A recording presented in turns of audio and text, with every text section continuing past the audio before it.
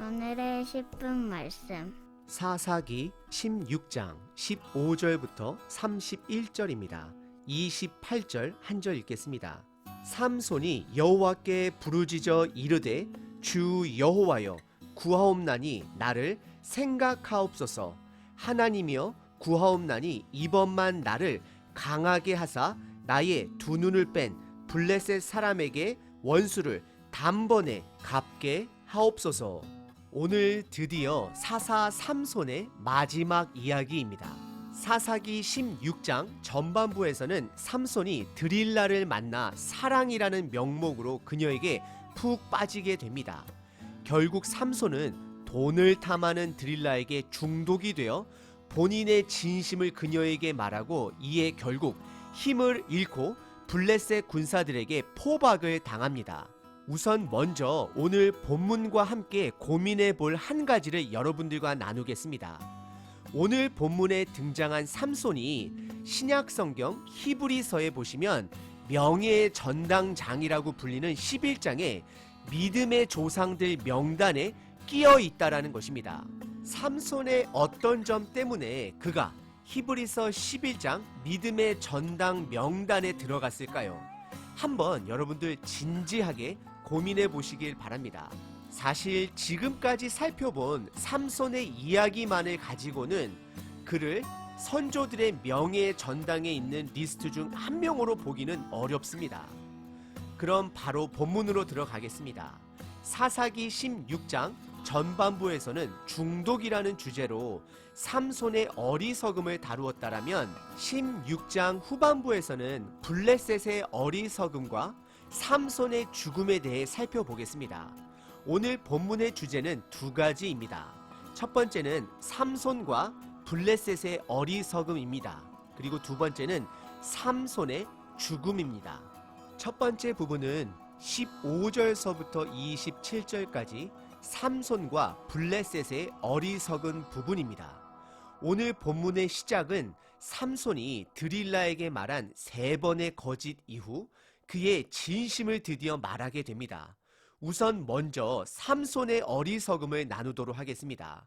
17절에 보시면 삼손은 드릴라의 간청에 드디어 본인의 진심을 두 가지로 고백하게 됩니다. 첫 번째는 본인이 나실임을 고백하게 됩니다. 그리고 두 번째는 나실인의 규례 중 한 가지, 머리에 삭도를 대면 안 되는 사실을 말하게 됩니다. 삼손은 본인이 나실인인 것을 정확하게 알고 있었습니다. 그리고 규례 또한 정확하게 알고 있었습니다. 하지만 그는 단 한 번도 본인의 능력을, 하나님이 주신 그 능력을 이스라엘을 위해 사용한 적도 없고 나실인으로 살기 위해 그 규례들을 지킨 적도 없습니다.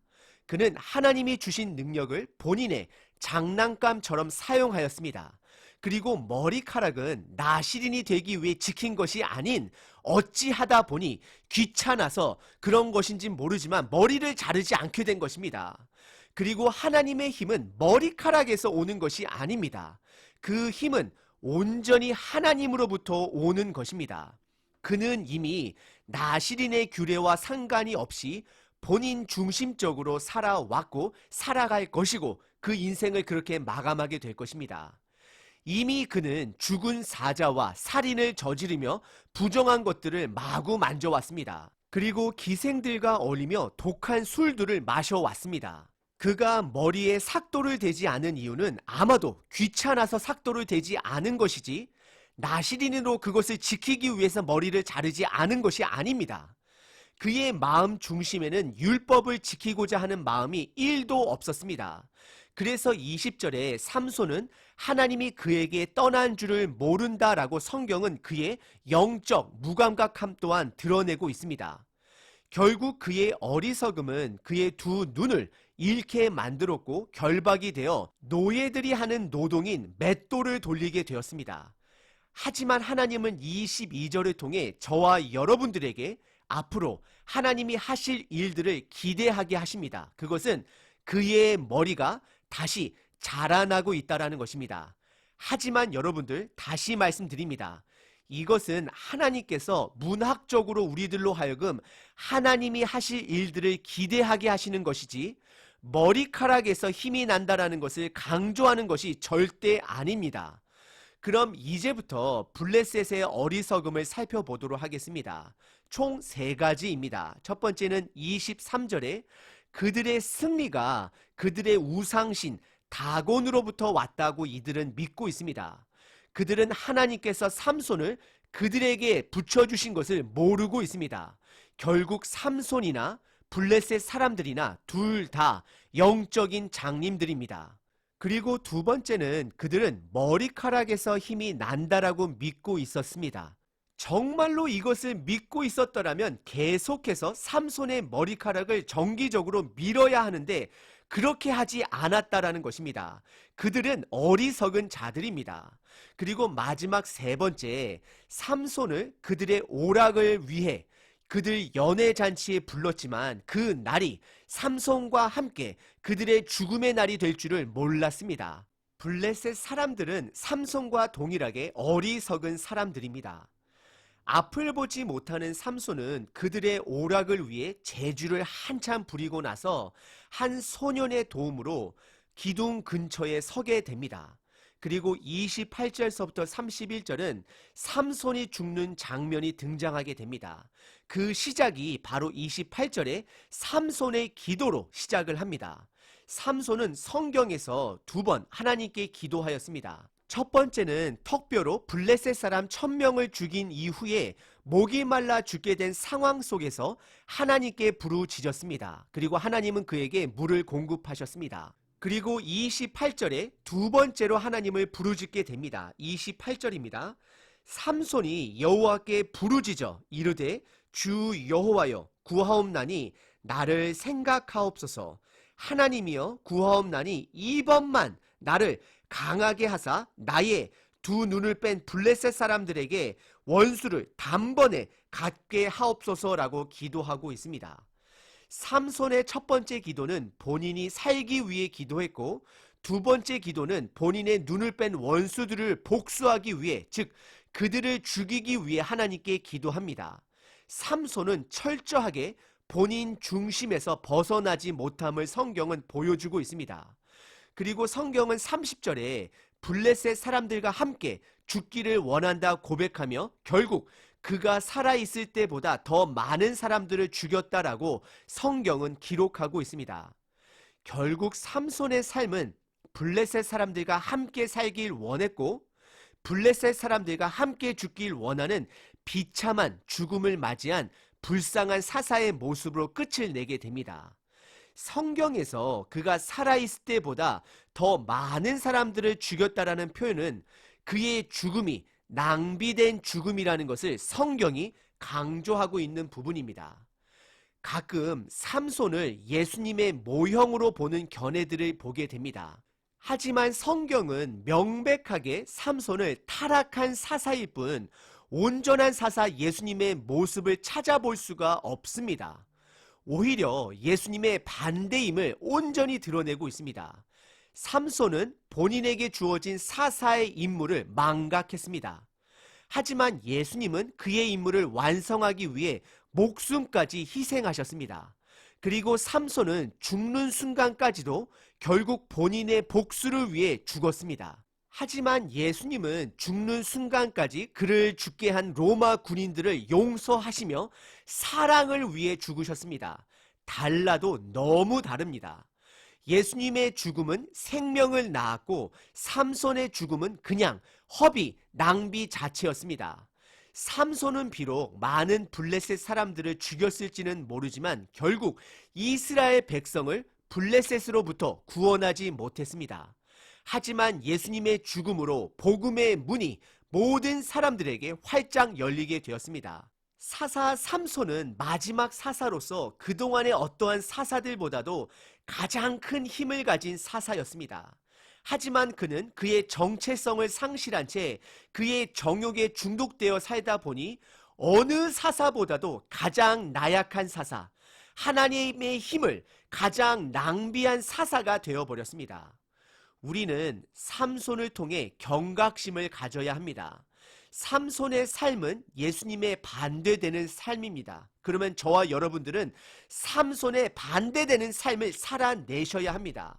삼손의 삶은 철저하게 본인 중심으로 살았습니다. 삼손은 그 당시 이스라엘 백성들을 투영하고 있습니다. 이스라엘 백성들은 하나님이 허락하신 고난 속에서도 끝까지 하나님께 부르짖지 않았습니다.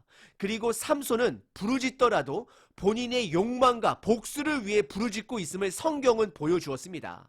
혹시 하나님께서 저와 여러분들에게 주신 하나님의 능력을 철저하게 나와 내 가족만을 위해 사용하며 살아가고 있지는 않은지 돌아보셔야 합니다.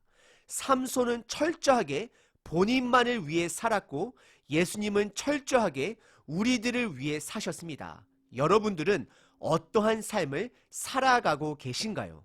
삼손의 이야기가 시작될 때 하나님의 사자는 삼손의 아버지 마노아에게 하나님의 이름을 기묘자라 알려주었습니다.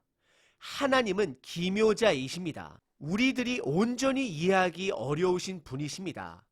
왜 하나님께서 삼손을 택하셨는지는 우리는 모릅니다.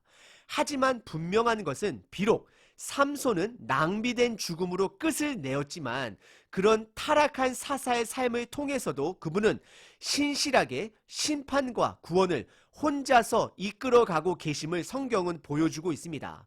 오늘 본문 24절에 보시게 되면 블레셋 사람들은 하나님의 일을, 즉 하나님께서 삼손을 그들에게 붙여주신 그 사건을 그들의 신, 그들의 우상 인어공주를 닮은 다곤신이 한 것이다 말하며 그 다곤신을 찬양하게 됩니다.